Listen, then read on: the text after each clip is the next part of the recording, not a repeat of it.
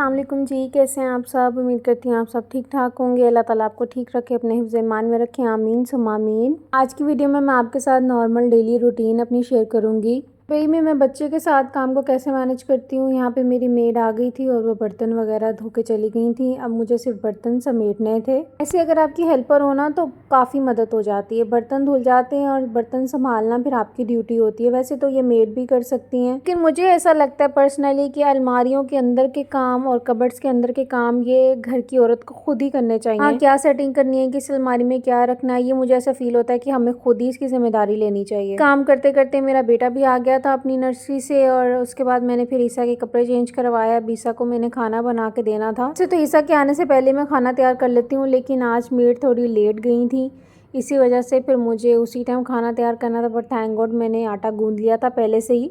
तो आज मैं सोच रही थी कि फटाफट मेरे से क्या बन सकता है, तो फटाफट 5 मिनट के अंदर चिकन पराठा रोल मैं बना सकती थी। चिकन मेरे पास पैटी था चिकन का, वो मैंने यूज़ किया। ये सहरा का पैटी है, मेरे बेटे को सिर्फ यही पसंद है और उसको कोई पसंद नहीं आता।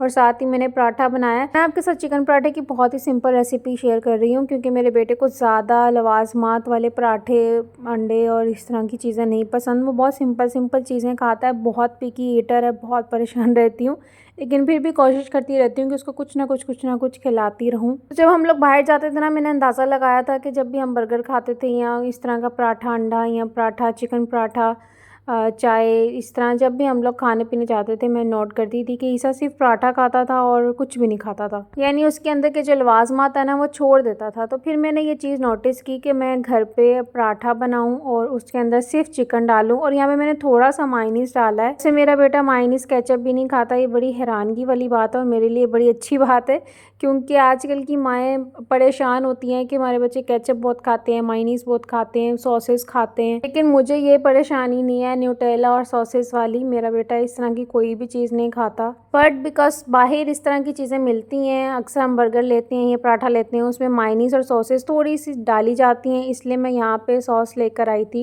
ये लाइट वाली मायोनीज़ है, इसलिए मैंने इसमें थोड़ी सी डाली है ताकि थोड़ा बहुत टेस्ट इसके अंदर जाए, ताकि जब हम बाहर जाएँ तो एटलीस्ट हम भी सुकून से खाना खा सकें, मुझे हर दफ़ा बाहर कुछ बना के लेके जाना ना पड़े। तो दोपहर को ना जब ईसा आता है, मैं इसको ना थोड़ा रिलैक्स बैठने देती हूँ। वैसे तो बहुत कंपल्सरी है कि डाइनिंग टेबल पे बैठ के ही खाना खाना है, इधर उधर बैठ के खाना नहीं खाना, लेकिन फिर मैं इसको थोड़ा रिलैक्स रहने देती हूँ। क्योंकि जब बच्चे स्कूल से आते हैं ना, वो वहाँ पे अगर खेल कूद भी करते हैं छोटे बच्चे, थोड़ी बहुत एक्टिविटीज़, थोड़ी बहुत गेम्स वगैरह, लेकिन बच्चे की जिस्मानी थकावट से ज़्यादा ना बच्चे की दिमागी थकावट ज़्यादा हो जाती। इसलिए जब वो घर आएँ तो उनको थोड़ा सा ना रिलैक्स, कुछ घंटों के लिए रिलैक्स फील करने दिया करें, अपने आप में रहने दिया करें। और ये मैं उनको कह रही हूँ जो माएँ बहुत स्ट्रिक्ट होती हैं, नहीं अपने कपड़े उतारो, आराम से बैठ जाओ, डाइनिंग टेबल पर बैठ के खाना खाओ, उसके बाद ट्यूशन बैठो। तो मैंने ऐसी भी अपनी लाइफ में फैमिलीज़ और मॉम्स देखी हैं, इसलिए मैं ज़रा कुछ घंटे इसको रिलैक्स करने देती हूँ। उसके बाद फिर मैं अपने कपड़े धोने के लिए आगे के साथ ही मैं कपड़े डाल देती हूँ। ना बहुत ही ज़्यादा कपड़े इकट्ठे हुए थे, क्योंकि मेरा जो स्टैंड है लॉन्ड्री स्टैंड, वो टूटा हुआ है और शहजाद को बिल्कुल भी टाइम नहीं मिल रहा कि वो मुझे लॉन्ड्री स्टैंड ला के दें, तो वो मंगवाना भी मैंने है, लाना भी मैंने है। ऑनलाइन इसलिए नहीं मंगवा रही क्योंकि मैंने जो पिछला मंगवाया था ना अमेज़ोन से, उसके रिव्यूज़ इतने अच्छे थे और जब मैंने मंगवाया तो इतना पतला सा था वो लेकिन ये है कि उसने 2 साल निकाल दिए मेरे स्टैंड ने, और 2 साल के बाद वो जाके टूटा और अब तो उसकी बस हो गई है। वो कह रहा है मुझे फेंक दो, मैं नहीं पूरा होऊंगा तुम लोगों की उम्मीदों पर। बस उसी वजह से स्टैंड लाते लाते कपड़े इतने ज़्यादा इकट्ठे हो गए कि ये 30 मिनट पे मैंने लगाया था एक दफ़ा, और ये 3 दफ़ा मुझे डालने पड़े हैं कपड़े। और तकरीबन 1-1.5 घंटे के बाद मैंने सारे अपने काम कर लिए और ईसा को भी मैंने थोड़ा रिलैक्स रहने दिया। उसके बाद मैंने कहा चलो ठीक है थोड़ी स्टडी करते हैं। तो तकरीबन 4:30 पौने 5 बजे का यहाँ पे टाइम था जब हम बालकनी में बैठ के काम कर रहे थे, और इस टाइम ना धूप चली जाती है एक साइड से, मौसम इतना बेहतर हुआ है कि छाँव में बैठा जा सकता है, बट धूप और गर्मी अभी भी स्टिल है। और रात का मौसम ना एक अजीब सा हुआ है, रात को मुझे समझ नहीं लगती, रात को एसी में इतनी गर्मी लगती है और फिर आधी रात को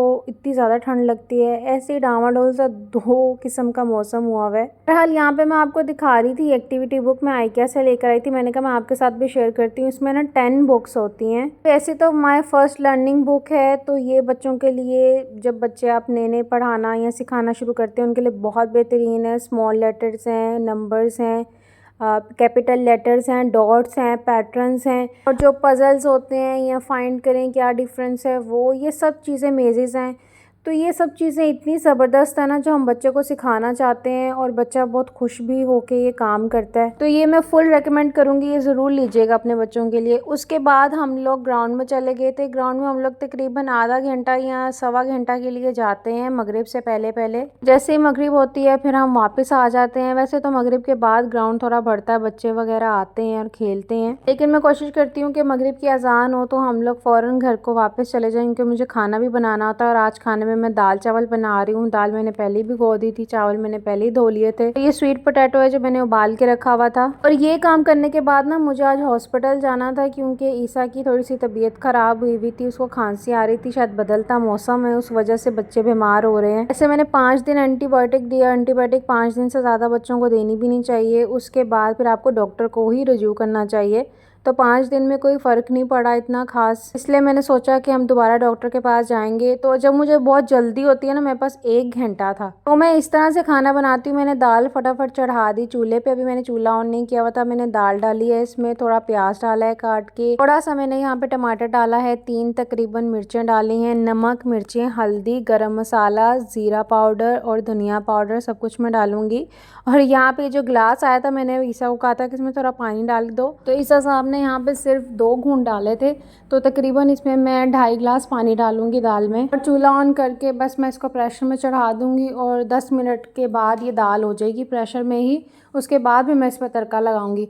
और साथ ही मैं चावल रखने लगी हूँ। चावल के लिए मैंने 3 गिलास चावल लिए थे, तो 6 गिलास मैंने पानी लिया है और 1 टेबलस्पून मैंने नमक लिया है। पहले मैंने सोचा था कि मैं ना तड़के वाले चावल बनाती हूँ, लेकिन ईसा ने मुझे यहाँ पे इतना तंग किया हुआ था, वो इतना ज़्यादा तंग कर रहा था, रो रहा था और बार बार डिस्टर्बेंस क्रिएट कर रहा था कि मुझे खाना नहीं बनाने दे रहा था। लेकिन मैंने सोच लिया था कि आज बाहर से नहीं खाना, आज घर से ही खाना है, तो बना के ही हॉस्पिटल जाएंगे। इसलिए फिर फटाफट से चावल ही उबल सकते थे, लेकिन उबले हुए चावल भी दाल के साथ बहुत ही लजीज लगे थे। दाल इतनी ज़बरदस्त, इतनी परफेक्ट बनी थी, मुझे इतनी लजीज लगी। इसमें मैंने ना चिकन क्यूब भी डाला, मैंने शायद आपको पहले नहीं बताया। इसमें मैं बहुत ही सिंपल तड़का लगाने लगी हूँ, because I am running out of time also. यहाँ पे मैंने मस्टर्ड ऑयल लिया है, साथ ही मैंने 1 चम्मच यहाँ पर ज़ीरा डाला है। और ज़ीरा जब थोड़ा सा गर्म हो जाए ना, उसके बाद फिर गार्लिक डालना है। और ये जब ब्राउन होने लग जाए उसके बाद मैंने कश्मीरी मिर्च डाली है। कश्मीरी मिर्च is only for the colour, लेकिन जब मुझे दाल में नमक मिर्चें कम लगती है ना, फिर मैं तड़के में डाल के और उसको फिर बैलेंस कर लेती हूँ। तो आई होप आपको मेरा व्लॉग पसंद आया होगा। From morning to night almost यहाँ पे 8 बज गए थे जब मुझे जाना था फॉर हॉस्पिटल। एक तो हॉस्पिटल में इतना टाइम लग गया, ओ माय गॉड, ऊपर से दुबई की ट्रैफिक इतनी ज़्यादा है कि हम लोग को 10:30 हो चुके थे घर वापस आते आते। वैसे सिर्फ 15 मिनट का रास्ता है, लेकिन विद ट्रैफिक हम लोगों को 1.5 घंटा लग जाता है। एनीवेज, आप लोग वीडियो को लाइक कर दें अगर आपको पसंद आई है, और इस वीडियो को शेयर भी कर दें। जिन्होंने मेरे चैनल को सब्सक्राइब नहीं किया, काइंडली आप चैनल को सब्सक्राइब कर दें। अल्लाह हाफ़िज़।